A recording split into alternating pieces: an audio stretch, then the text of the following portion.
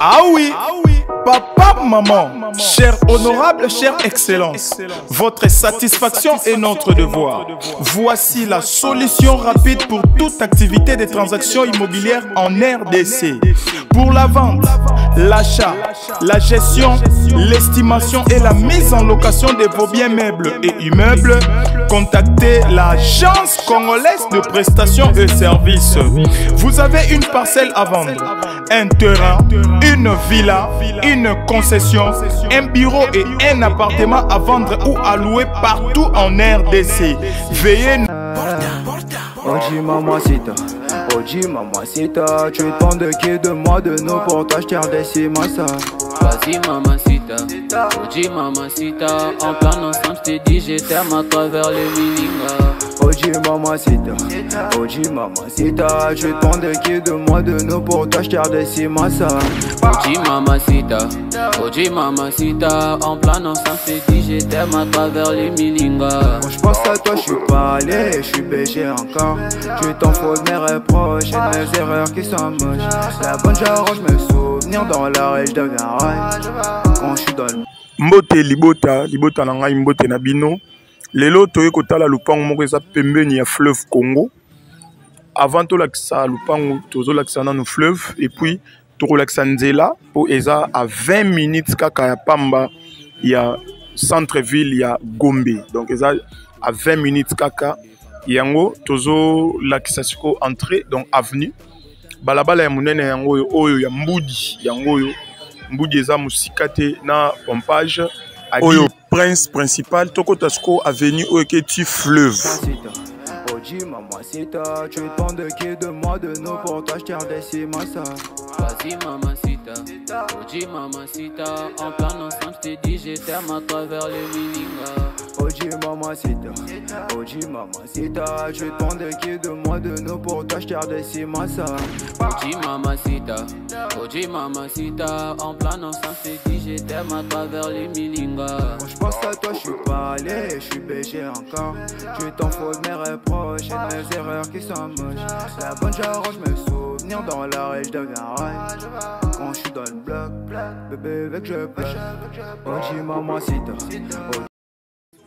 Wana awa tozo continuer donc awa tobenga ngo avenue de la carrière donc so outil pompage à partir ya so des motos ya pompage soit à partir qui tambo magasin so bina ba motard bo ki tikanga na mbudi na avenue de la carrière yango donc awa to na purification so aux gauche place ndako étage aux na 4 aux gauche okei carrière ya ba chinois donc awa so sombi lupango lingo tonga aux na facilité ya mabanga ya ba kayas ya zelupo fleuve eza pembeni biso sko tozu droite avenue o biso tozo kende yango ti place lupango ezali donc e bandeli ya avenue ko banda kitamo magasin ti oyo koma na lupango nyonso eza asphalté donc makadam yango toko bara na otambola ti to koma na lupango.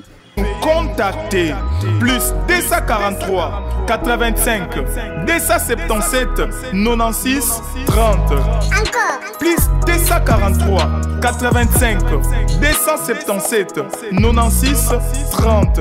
Vous souhaitez posséder un bien immobilier ou un logement avec assurance, rapidité et sécurité. La CPS s'occupe de tout. Consultance, conseil, technique, information, suivi et accompagnement de la clientèle. Contactez-nous plus 243 85 277 96 30. L'Agence congolaise de prestations et services. Votre agence de proximité.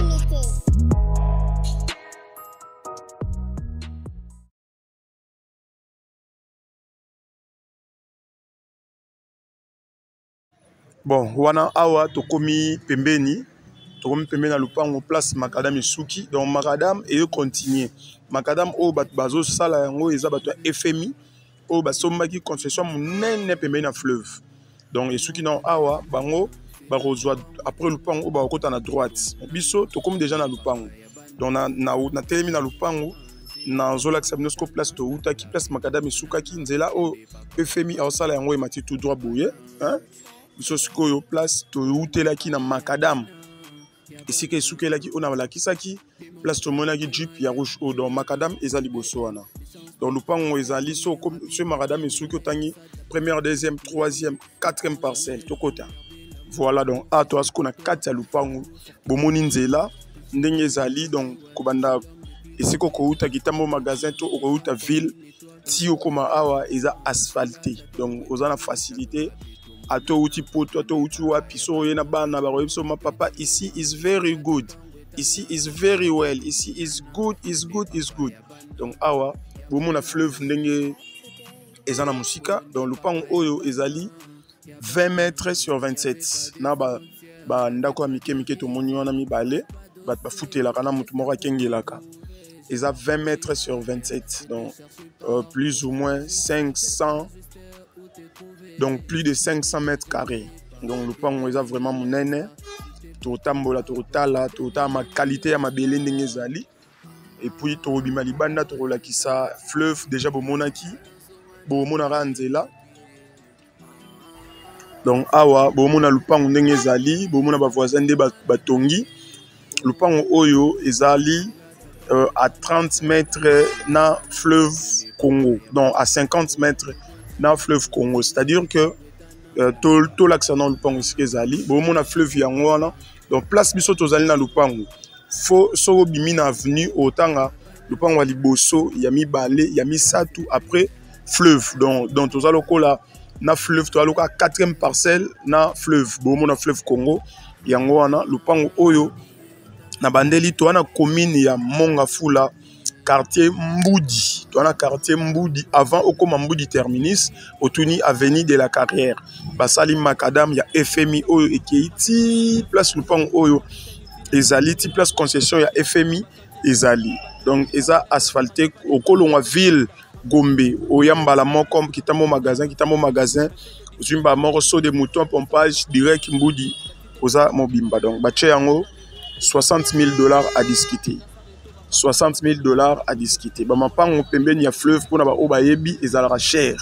Mais so moni to tche lupango boy c'est que propriétaire aza vraiment na posa ya mbongo donc ache yango $60,000 à discuter. Pona ba oba roza intéressé to salinde to salaka to bengani tindi bat baya rotala soit yomoro oye to sali visite après visite to ko négocier donc ba document nyonso eza en bonne et due forme pona ko somba lupango donc yé moro propriétaire ne azo teka lupango na ye lupango eza na problème te donc pona ba onyoso ba roza intéressé to sali kande to sala ka moni qualité ya sol ndenge ezali a toza pembeni ya fleuve donc appartement donc pona ba projet nyonso ekoleka kitoko. Merci beaucoup, bye.